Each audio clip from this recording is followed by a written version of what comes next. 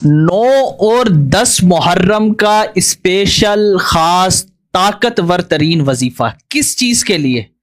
ہر مقصد حاصل ہوگا، ہر پریشانی سے چھٹکارا ملے گا، ہر غم خوشی کے اندر تبدیل ہوگا، ہر دعا قبول ہوگی، ہر مراد پوری ہوگی۔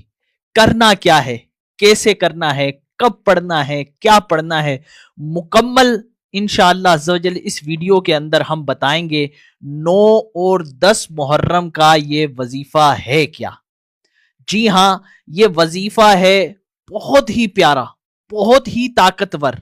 حسبنا اللہ و نعم الوکیل، حسبنا اللہ و نعم الوکیل۔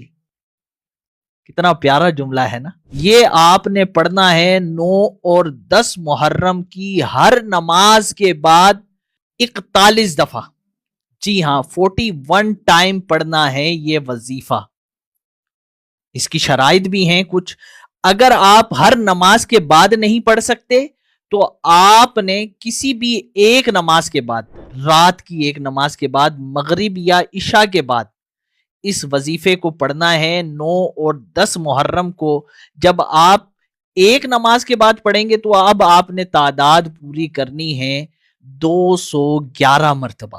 جی ہاں، اگر آپ ہر نماز کے بعد اس کو پڑھ رہے ہیں تو 41 ٹائم پڑھنا ہے، اور اگر آپ ایک نماز کے بعد پڑھ رہے ہیں مغرب یا عشاء کے بعد تو اب آپ نے 211 کی تعداد پوری کرنی ہے۔ پڑھنے کا کیا طریقہ ہے، کن آداب کا خیال رکھنا ہے، کیا شرائط ہیں اس وظیفے کی، اب اس پر بات کر لیتے ہیں۔ باوضو آپ نے نماز ادا کی، سلام پھیرنے کے بعد بغیر کسی سے بات کیے آپ نے اس وظیفے کو شروع کر دینا ہے۔ حسبنا اللہ و نعم الوکیل، ہمارے لیے اللہ ہی کافی۔ یہ بات ذہن میں ہونا چاہیے، اور وہ بہترین کارساز ہے۔ جی ہاں، وہ ان اللہ علی کل شیء قدیر ہے، کوئی چیز اس کی طاقت اور قدرت سے باہر نہیں ہے۔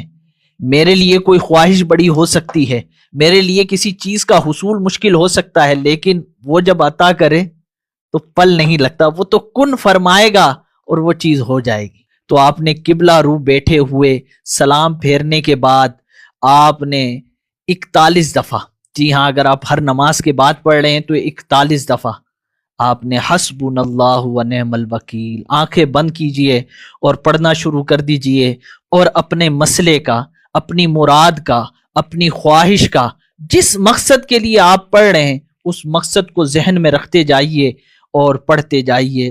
حسبنا اللہ و نعم الوکیل، حسبنا اللہ و نعم الوکیل۔ تو آپ اس طرح اس وظیفے کو پڑھیں گے، اور اس کے بعد کیا کرنا ہے آپ نے؟ وظیفہ ختم کرنے کے بعد، تعداد پوری کرنے کے بعد، 41 دفعہ اگر ہر نماز کے بعد پڑھ رہے ہیں، یا اگر ایک نماز کے بعد آپ نے پڑھا ہے 211 مرتبہ، تو اب آپ نے اللہ عز و جل کی بارگاہ میں دعا کرنی ہے اپنے اس مسئلے کے لیے، اپنے اس مقصد کے لیے۔ اے اللہ، تو بہترین کارساز ہے، تیرے خزانوں میں کسی قسم کی کمی نہیں۔ جو الفاظ آپ کے دل سے نکلیں اس سے اپنے رب کے حضور دعا کیجیے۔ انشاءاللہ عز و جل آپ دیکھیں گے کہ چند دنوں کے اندر آپ کی خواہش پوری ہو جائے گی، لیکن شرط ہے کہ پکا یقین اور اعتقاد ہو۔ یقیناً یہ آیت قرآنی ہے، اللہ عز و جل کا بہترین نام اس کے اندر ہے، اس پر بھروسہ اور توکل کی ترغیب اس آیت کے اندر موجود ہے۔ تو کوئی ایسا مسئلہ نہیں ہے جو حل نہ ہو سکے۔ اور پڑھنے کی اجازت اگر آپ کو چاہیے تو آپ کمنٹ کے اندر اللہ لکھ دیجئے، اور پھر اس عمل کو کیجئے۔ انشاءاللہ عز و جل دین و دنیا کی بھلائیاں آپ کے